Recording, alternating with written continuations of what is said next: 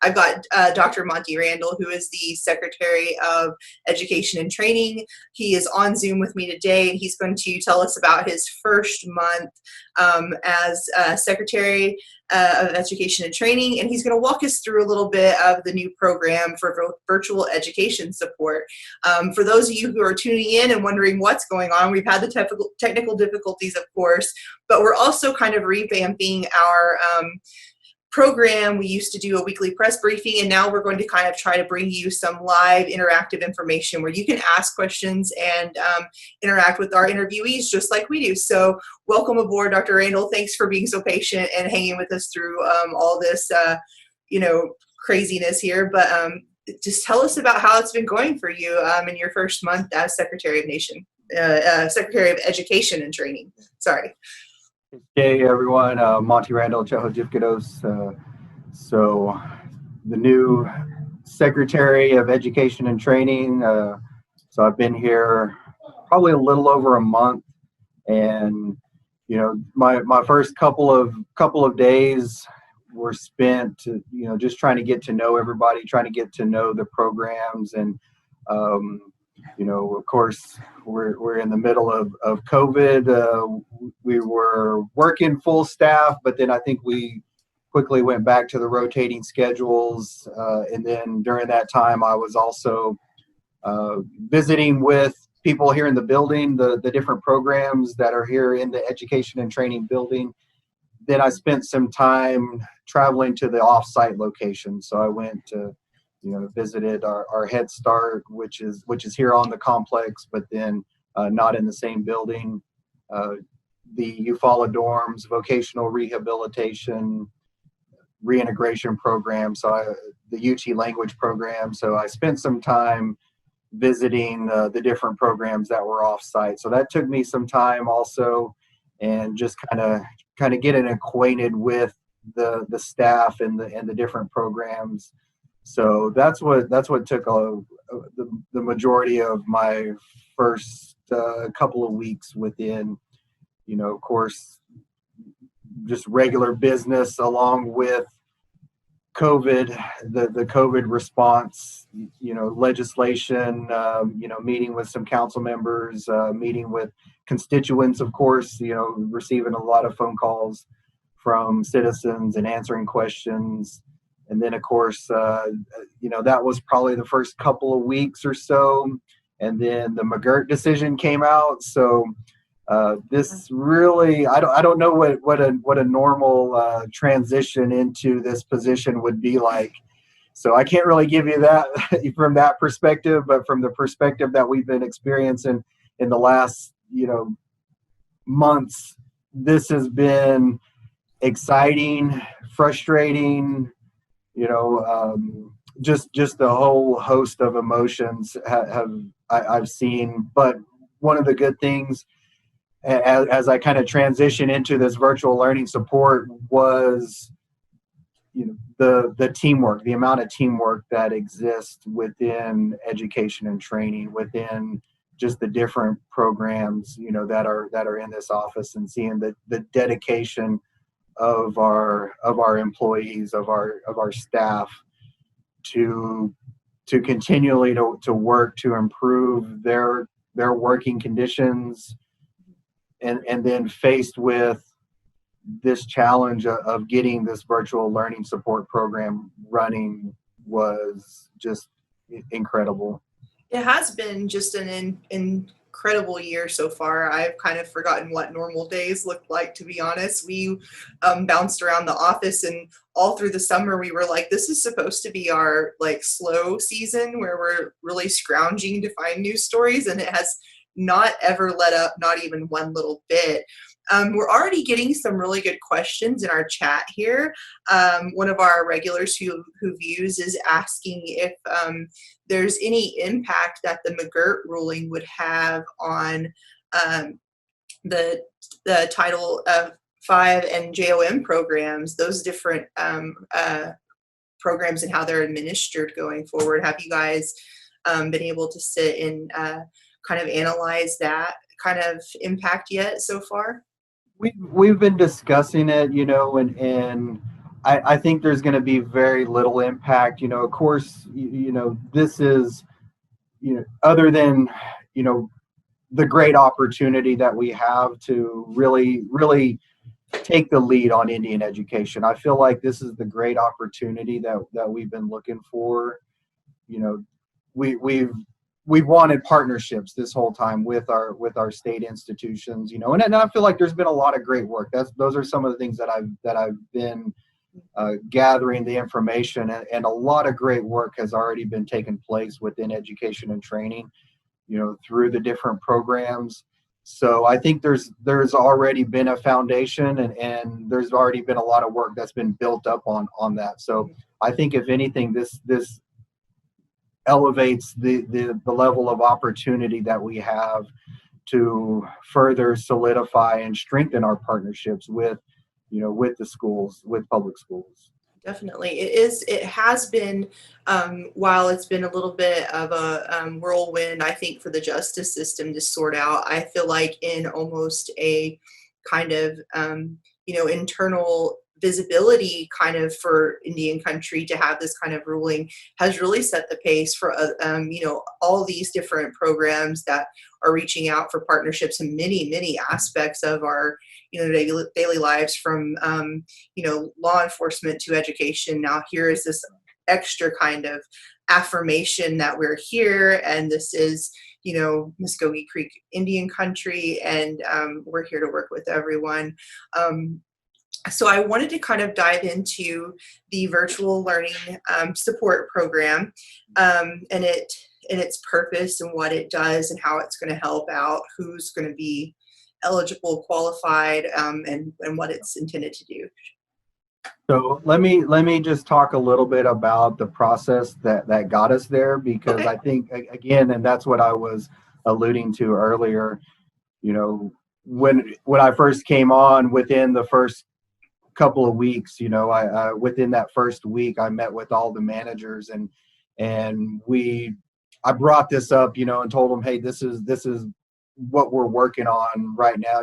I think right at that point, the income relief had come out, and so that was sort of the focus of the human services area that we're under in regard to this CARES package. So all of this kind of was under that human services portion of it. So that income relief came out first, and and so I was probably 1 or 2 weeks in this role, and so we met with the managers, and I kind of gave them the heads up, and of course that budget came out with the virtual learning support earmarked with the funding. So we knew that was coming, and it was delegated to us to basically create what that program was going to look like. So we had several working sessions via Zoom with the different managers and several of the employees who work in the systems regularly. So we created the workflow process. We created the application. We went through several different steps to finalize that application. We all reviewed it several times. We created a policy, and then sort of that fact sheet that came out, that was a part of it too. So we had, like I said, employment and training, JOM, higher education, education administration, language. I had them on board with it as well, to kind of keep us focused on on our overall mission and goals of the tribe. Just to kind of keep us grounded, and hey, we're we work for the Mvskoke Creek Nation, and the culture and language is always a big part of what we're doing here. So that was part of the process to get us to this virtual learning support. And so we knew the majority of it was going to be a direct support to citizens, and that's where we came, just looking at the budget process. So there's actually going to be 2 other components that we're going to roll out of it, 2 other aspects of this virtual learning support, which is going to be community support. So we're, and that's primarily the chartered communities within the Mvskoke Creek Nation reservation, to help to assist them and maybe outfit them with some, with the technology, the hardware, and even software for that matter too. And then academic support, virtual academic support. So we really got three major pieces of it, and then a fourth one, just contingency, and if there's anything else that we may need to look at or address. I've just linked up the fact sheet for anybody who's out there following along, and it talks about some of the frequently asked questions with the virtual support program. And that is primarily for that direct support that I talked about. So this is in relation specifically for that $850 payment that will be issued to individual students or the parents of students. Okay, and so each student who is it just citizens of the Mvskoke Creek Nation? Yeah, eligibility is Mvskoke Creek citizenship, and then you have to be an enrolled student.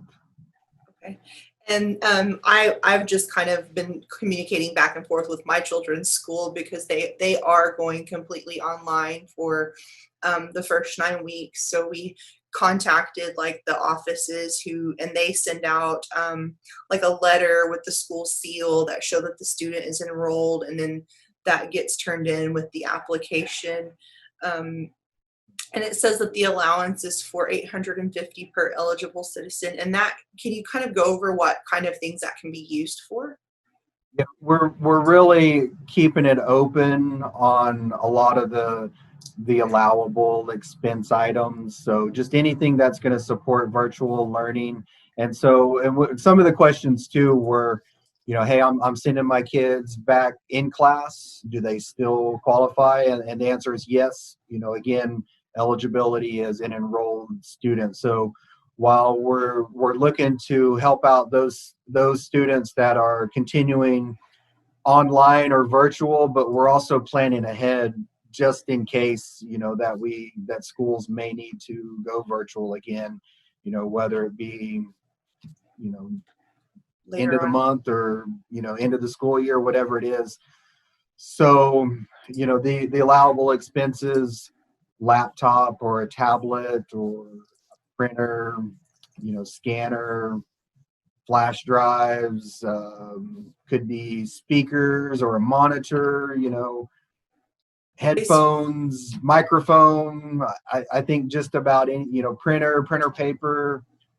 I think just about anything that's going to set up your student kind of a in-home classroom, so to speak.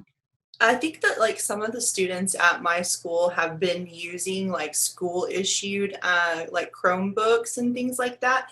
And it seems like even the schools have kind of like been in communication with the tribe and know that this grant is out there. Like they kind of reached out to me first and said, here's your app, or here's your verification that you're going to need, because we have identified your kids are JOM, and so we know that they have this support available. So it looks like they're kind of trying to reserve the school issue Chromebooks for the students who may not have any other resources, and then collaborating with the tribe to get the tribal citizen students connected to those resources. And I noticed that it even kind of mentions that you can do the Wi-Fi hotspot. So if I'm having to for the first time, maybe obtain that service in my home in order to provide the education, that could go towards that. And so we're asking for, so upon completion of the expenditure of your funds, then we're requesting the receipts. So in that case, your monthly bill or your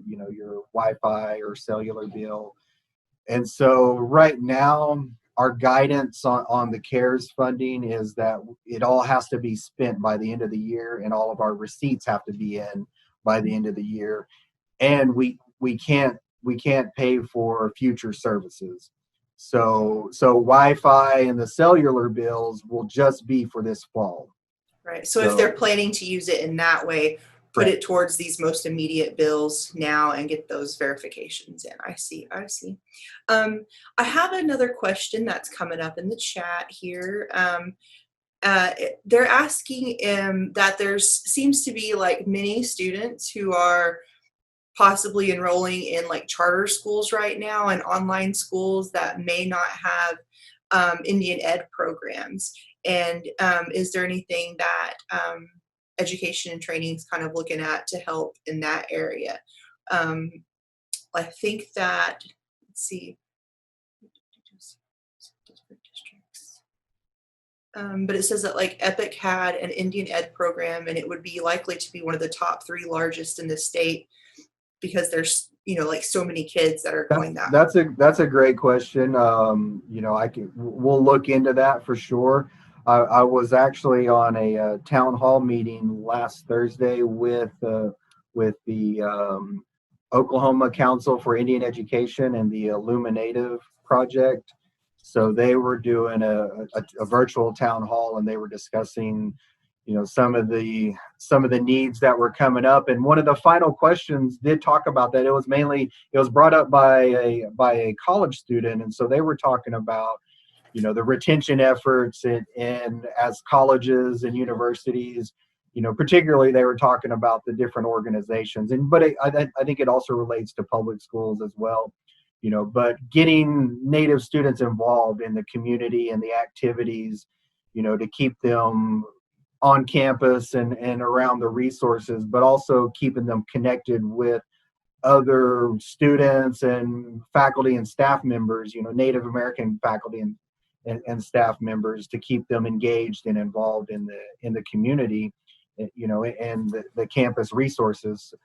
And so as we moved to virtual, that was his question was, what is there, what's available for us as sort of that very important piece of our school life is being taken, I guess you could say, Yeah. or replaced, or, however you look at it through the virtual learning. But that's a great question. And, I'll definitely look into that, and I'll get you some information back on that. And Okay, wonderful. I know earlier in the year, I think it was pretty much kind of at the beginning of our COVID wave, when we were first just kind of talking about it, I got to talk with Miss Price a little bit about the e-learning program and stuff, because we were kind of like, all right, the kids are home early this summer and how to keep them busy. And so she was kind of giving me some like links and resources about the online, it's Mvskoke Creek. It's a 5 tribe specific kind of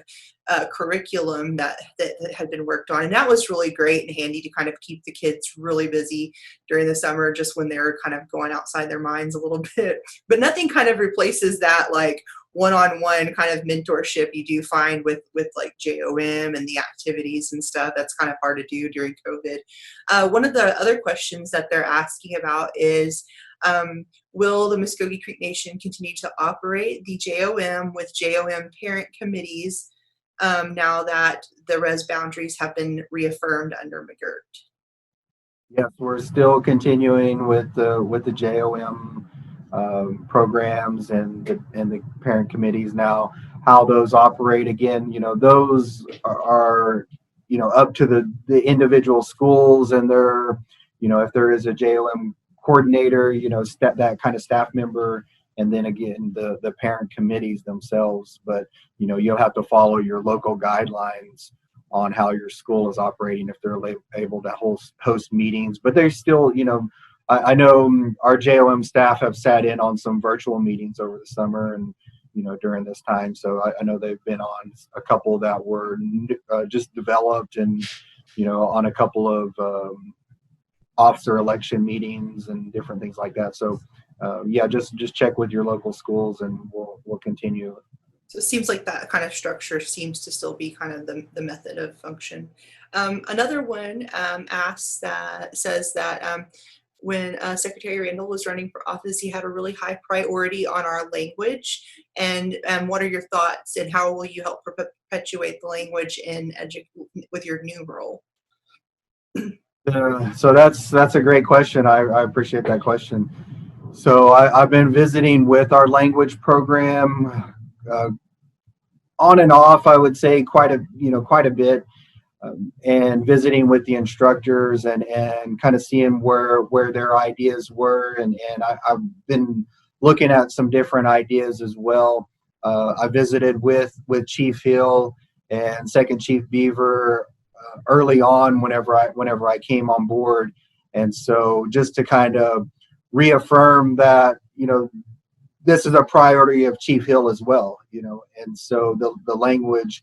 And so as I talked with our language program, getting some ideas for that, of course, some of the main things that came out were, a master apprentice program.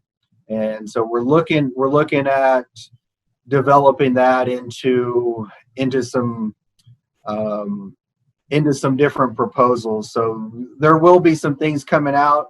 I think our strong suit is going to be that face-to-face, interaction with our language.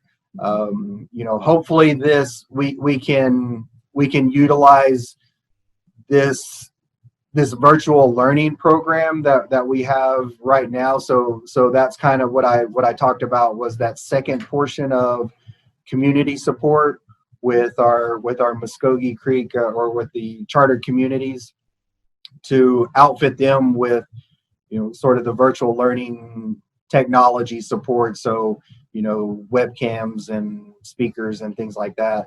So that way we can maybe broadcast, different language courses, and not just to pinpoint, the chartered communities, but this could be something as well, for our at-large citizens as well, who could tap into this broadcast or Zoom meeting, or this same type of live YouTube channel that we're doing right now. So to have some sort of interaction, some sort of distance learning with our language. So those are just some of the ideas. I've got a couple other ideas that I would love to share. I'm working on some things right now, and I still need to get approval and develop it out further. But I'm definitely excited about this opportunity with working with our language program and really developing our language program and getting it out there. And I would say look for something along that lines of that master apprentice type program, if you're familiar with that, it's about really just direct communication between somebody who's a fluent speaker and somebody who's learning. So just really that's probably one of the better ways to teach the language, to learn the language. Yeah, definitely. I know my kids were really picking it up very young when they were in Head Start, and some of those teachers were fluent speakers, because it seems like, I don't know if there's just like a natural kind of draw for like our elders to be helping take care of the kids, because it always seemed like that. And my kids would be coming home and I'd be like, where did you learn that? And it would be like, oh, Miss Cat taught me that, Yeah. So it was very, very, very good to have that kind of interaction. We've got some comments. I'll just read them to you because we have some pretty diligent fans. So T.Y. Prohl has suggested that Mvskoke Media and the Mvskoke Creek Nation Education and Language Departments work together to produce an animated content for our children, like the show the Cherokees have recently announced. Please, that sounds like they're going to put us to work and try to get something like that. I've talked with the language program again. Brandon in the language program. He's doing some great work with just the use of technology, just the videos we've talked about. So if you follow the Facebook page that has different lessons twice a week, we're looking at expanding those and creating videos and just kind of getting into different scenarios really, and kind of almost putting it sort of in that master apprentice frame, so that way you can kind of see, or see and hear the language, and you can hear the language and you can speak the language, but for native learners, to actually put something visualization with it, that just expands our learning and our capabilities of it. So look for something along that lines in the future. We've got that living languages grant that's actually coming up in the HEW committee tomorrow.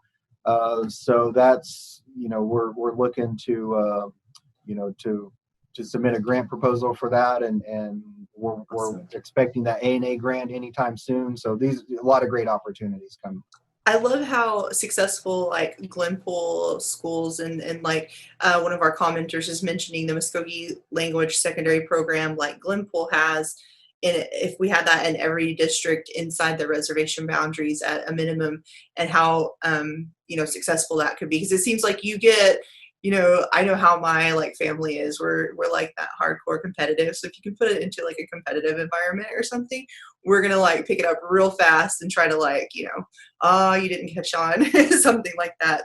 Different fun things. I wanted to kind of, before we got too far in, I just wanted to ask one more thing about the virtual education program. Is there any time frame, other than we're trying to get kids back in school now, so I'm assuming that people are kind of applying right now, but what if they're kind of what's the latest they can apply?